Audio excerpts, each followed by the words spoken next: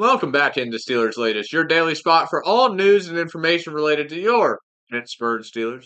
Remember, like and subscribe to the channel if you enjoy the content to stay up to date with everything Steelers. But let's get into this. First day of OTAs are a wrap. Couple absentees at day one, couple big name absentees. Can't expect this first day of OTA. Some of the veterans like to sit out. But TJ Watt, Darius Slay, and DK Metcalf, all three big time veterans that decided to miss day one of OTAs. TJ Watt makes more sense than Darius Slay and DK Metcalf just because he's still vying for that new deal. Probably gonna sit out a week, maybe 2 weeks before we see TJ Watt show up to OTAs, just because, that's kind of the dealio when you're trying to negotiate a contract, you're not gonna be there. You're not gonna show your face as much to make sure they know the importance of you when you are in the building. And gotta earn your money somehow, and TJ Watt still looking for that big $40 million a year contract with some massive guarantees inbound. But DK Metcalf and Darius Slay, a little more disappointed in them missing. It is a new place, new people. Would like to build some chemistry with players as soon as possible. In my opinion, is always what I say. But I guess these two have their own kind of style. I mean, they are both very good players and are long-term vets in this league. So they have earned the right to miss a couple days at OTAs, but just because it's a new place, I'm like, I'd like to see you get in there and build the connections as soon as possible instead of pushing that off to a later date. Also, DK, we just gave you a whole bunch of money. So, I mean, I'm not saying you should show up on day one, but it would be appreciated after your nice payday to show up on the first day. Just putting that out there. Just putting that out there. I'm not really too upset about any of that. But those were the absentees from OTAs. There was a major question going around training camp or team activities today when the players went to media. And of course, it was about Aaron Rodgers. Cam Hayward talked about not recruiting Aaron Rodgers and just rolling with who's in town. Not in like a bad way, but more just you can't speculate on anything in the NFL because that's not the presence. That's not what's actually happening in the building as of right now. So you got to roll with Mason Rudolph, and that's what Hayward's ready to go. But he also mentioned that people just put too much stock into stuff like OTAs and the springtime football during the NFL season. Because when it comes down to it, it doesn't really matter until we hit fall and games start getting played and the wins and losses start getting tallied. That's really all that matters. OTAs. We're just here to speculate at this point of the year. That's our job as media folk. So don't blame us, Cam. It just happens sometimes. We're gonna put a whole lot of weight on a whole lot of nothing for years to come, and it's gonna happen until sport dies out.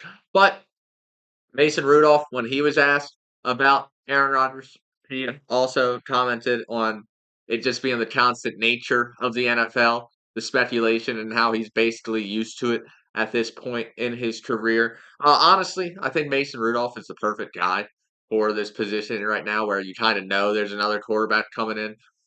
We have a guy at quarterback that could start, but is also fine with being that role player on the bench, that man that holds the clipboard, whispers into the starter's ear a couple times a game. He's just letting him know what he sees on the field. So I think he's in the perfect positioning. He couldn't ask for a better player, really, to be that basically filler at QB1 right now as we wait on Aaron Rodgers' decision.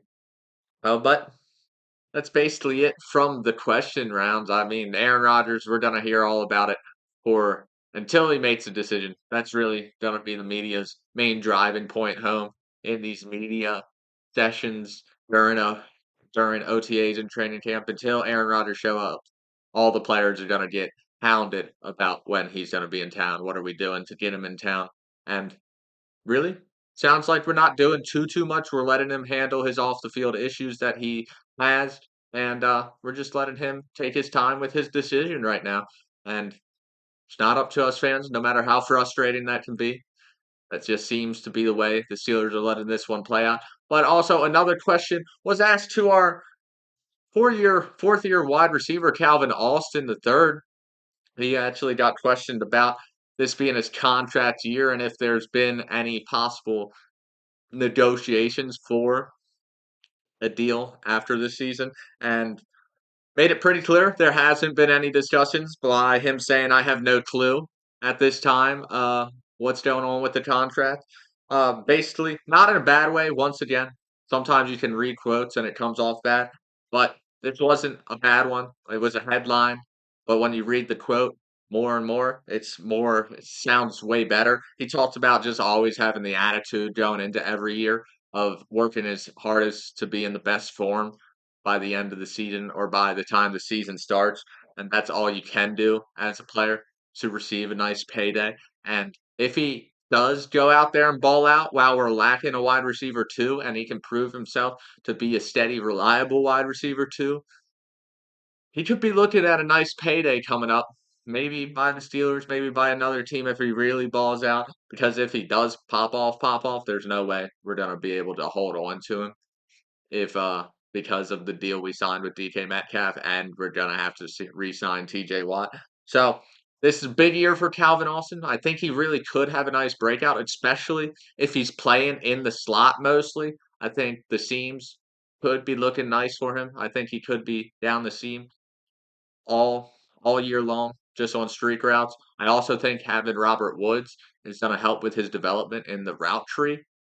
Robert Woods was always very fundamental in the slot position with his route tree. So I think he'll be a good mentor for someone like Calvin Austin to better himself in the slot role. But let's wrap this show up on a good note at the first days of OTAs. As TJ Watt was absent, Nick Herbage actually stepping up in his role for the team as he leads linebacker drills with Alex Highsmith today. I love to see it. I've been saying that Nick Herbig could have a breakout year this year.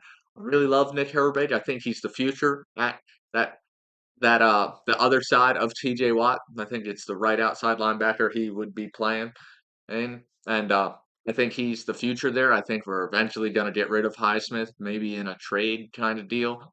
And Herbig's really gonna have to step up when that happens. I really think he can. He's proven that he's can get it done on the field last year in his time playing during Alex Highsmith's injury. He's also now showing early into the off or early into the new season, I guess, because this is now we're looking forward to the 2025 season. So going into 2025 season, Nick Herbage showing that he has a voice in the locker room right now. Players are willing to follow him. Coaches trust him enough to lead drills out there at OTAs. So I'm feeling really good about Nick Herbage. I really hope he goes crazy this year. If Alex Highsmith starts sliding early, don't be surprised if we get Herbage in there as much as possible just to see if he could possibly take that position from Highsmith by the end of the season. I'm just putting it out there now. I wouldn't be too surprised to see Herbig starting by the end of the year, just because I think the progression has been solid through the first couple of years of his career, and I think it will only continue to grow. But that has been it from Steelers Latest. I've been your host, Cole Dennis, and I will see you tomorrow.